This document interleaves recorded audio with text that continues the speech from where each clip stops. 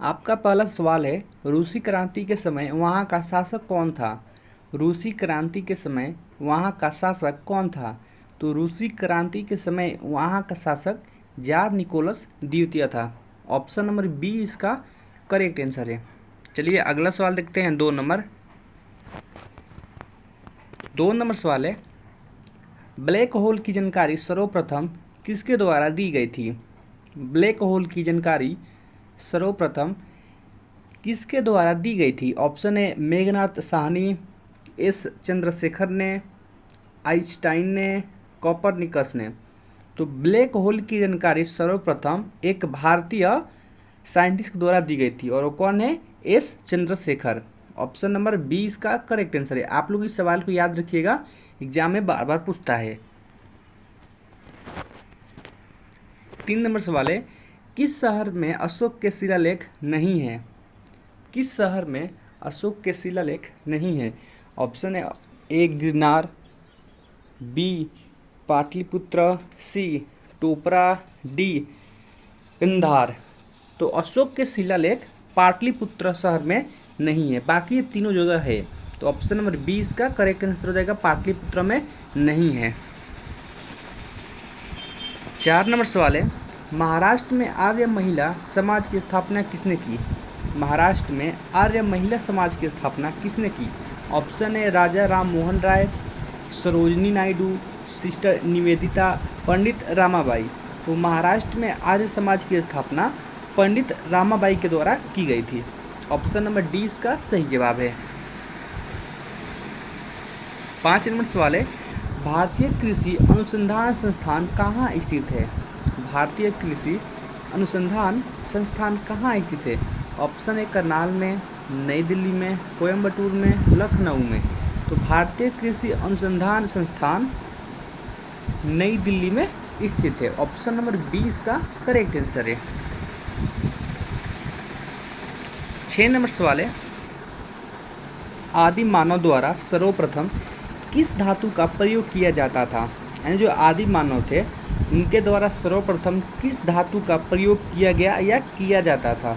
Option दिया है चांदी, लोहा, सोना, तांबा।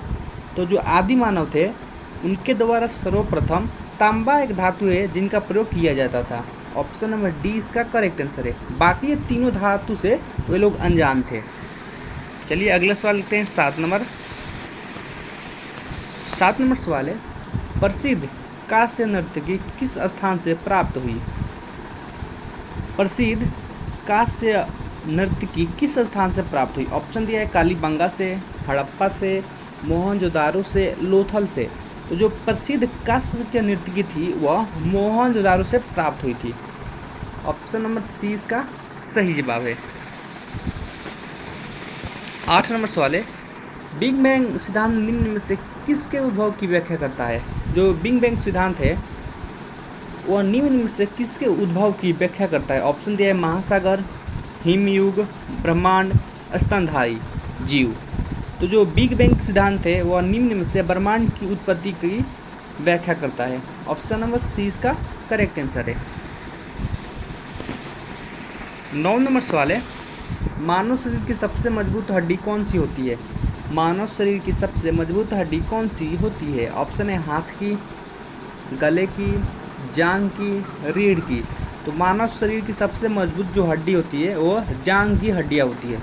ऑप्शन नंबर सी इसका सही जवाब है।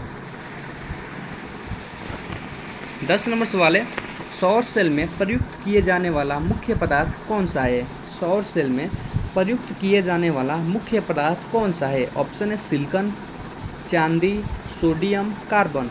तो सौर सेल में प्रयुक्त किए जाने वाले मुख्य पदार्थ सिलिकॉन है। सिलिकॉन का प्रयोग सौर सेल में किया जाता है।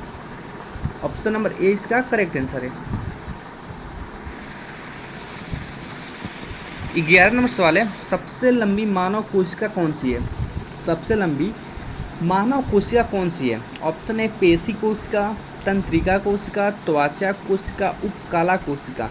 तो सबसे लंबी जो मानव कोशिका होती है वह तंत्रिका कोशिका होती है। ऑप्शन नंबर 20 का सही जवाब है। 12 नंबर सवाल है, मुपल्ला विद्रोह का नेता कौन था।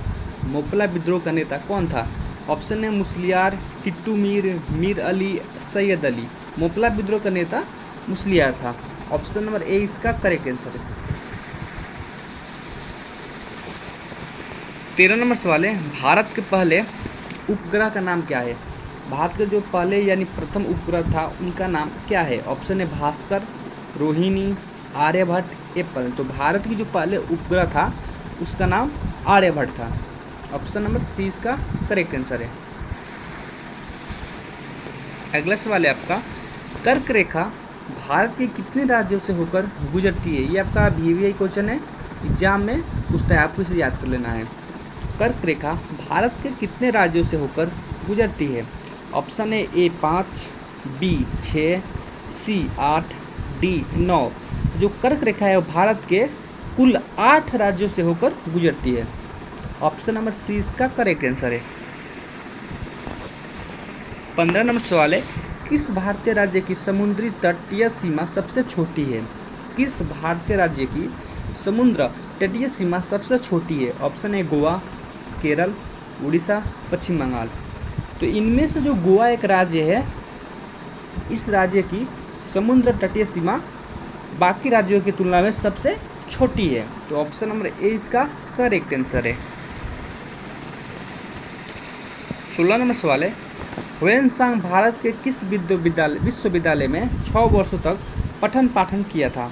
ह्वेनसांग भारत के किस विश्वविद्यालय में 6 वर्षों तक पठन पाठन किया था? ऑप्शन है तक्षशिला, नालंदा, उपयुक्त दोनों में से कोई नहीं। जो ह्वेनसांग था चीनी यात्री था, वह भारत के नालंदा विश्वविद्यालय में लगभग 6 वर्षों तक पठन पाठन किया था। ऑप्शन नंबर 20 का करेक्ट आंसर है। 17 नंबर सवाल है, क्रिप्स मिशन भारत में कब आया था? क्रिप्स मिशन भारत में कब आया था? ऑप्शन है 1942, 1945, 1946, 1940। जो क्रिप्स मिशन है भारत में लगभग अनुमान से 1942 के आसपास आया था। ऑप्शन नंबर ए इसका करेक्ट आंसर है। 18 नंबर सवाल है, पाटलिपुत्र को पालीब्रोथा किसने कहा था? पाटलिपुत्र को पालीब्रोथा किसने कहा था? ऑप्शन है ह्वेनसांग, फाहियान, मेगस्थनीज, इनमें से कोई नहीं। तो पाटलिपुत्र को पालीब्रोथा के नाम से मेगस्थनीज ने कहा था। ऑप्शन नंबर सी इसका करेक्ट आंसर है। 19 नंबर सवाल है, बोध गया के महाबोधि मंदिर का निर्माण किस काल में हुआ था? जो बोध गया में महाबोधि मंदिर है उसका निर्माण किस काल में हुआ था? ऑप्शन है हर्षवर्धन के काल में, कनिष्क के काल में, गुप्त वंश के काल में, इनमें से कोई नहीं। तो जो बोध गया के महाबोधि मंदिर है उसका निर्माण गुप्त वंश के काल में किया गया था। ऑप्शन नंबर सी इसका करेक्ट आंसर है। 20 नंबर सवाल है, किस चोल राजा ने जल सेना प्रारंभ की थी? किस चोल राजा ने जल सेना प्रारंभ की थी? ऑप्शन है राजेंद्र चोल, प्रतांग चोल, राजा प्रथम, राजराज द्वितीय। तो इनमें से जो राजराज प्रथम है, ये जो चोल राजा थे, उन्होंने जल सेना प्रारंभ की थी। ऑप्शन नंबर सी इसका करेक्ट आंसर है। अगर आप चैनल पे पहली बार आए हैं, चैनल को सब्सक्राइब कर लें, वीडियो को लाइक करें और शेयर करें। मिलते हैं एक और नए वीडियो के साथ, तब तक के लिए जय हिंद, वंदे मातरम।